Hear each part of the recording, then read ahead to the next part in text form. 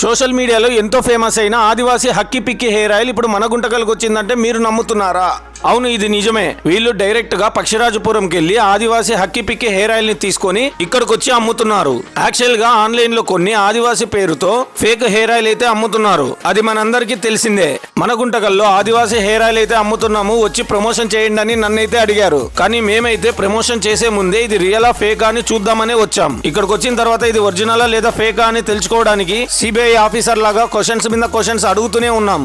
దానికి వీళ్ళు పక్షిరాజపురంకు వెళ్ళినప్పుడు ఆయిల్ తీసుకునేటప్పుడు ఫోటోలు వీడియోలు అయితే మాకు చూపించారు. చాలా మంది యూట్యూబర్లు పక్షిరాజపురంకి వెళ్ళినప్పుడు యూట్యూబర్లు తీసిన వీడియోలో హక్కీ పిక్కి హెయిర్ ఆయిల్ కి సంబంధించిన వాళ్ళే వీళ్ళకి హెయిర్ ఆయిల్ అయితే ఇస్తున్నారు. వీళ్ళు చూపించిన వీడియోలు అయితే బాగానే ఉన్నాయి, కానీ నాకైతే ఒక చిన్న డౌట్ వచ్చింది. అదేంటంటే వీళ్ళు అమ్ముతున్న ఆయిల్ బాటిల్స్ అయితే కొన్ని బ్లాక్ కలర్స్ లోనా కొన్ని బ్రౌన్ కలర్స్ లోనా ఉన్నాయి. ఎందుకు ఇలా రెండు కలర్స్ లో ఉన్నాయని అడిగితే డైరెక్ట్ గా వీళ్ళు హక్కీ పిక్కి వాళ్ళకి వీడియో కాల్ చేసి మాట్లాడమని నాకు ఇచ్చారు. నాకు వచ్చిన డౌట్ ఆయనకు అడిగితే ఒక డిఫరెంట్ అయిన తెలుగులో ఒక ఆన్సర్ అయితే ఇచ్చాడు. ఆ ఆన్సర్ ఏంటంటే ఆదివాసీ హెయిర్ ఆయిల్ ని కుకింగ్ చేసిన తర్వాత బాటిల్లో ఫిల్ చేసేటప్పుడు పైన ఆయిల్ అంతా ఒక కలర్ లో, కింద అడుగున ఉన్న ఆయిల్ అంతా ఇంకో కలర్ లో ఉంటుందని నాతో చెప్పాడు.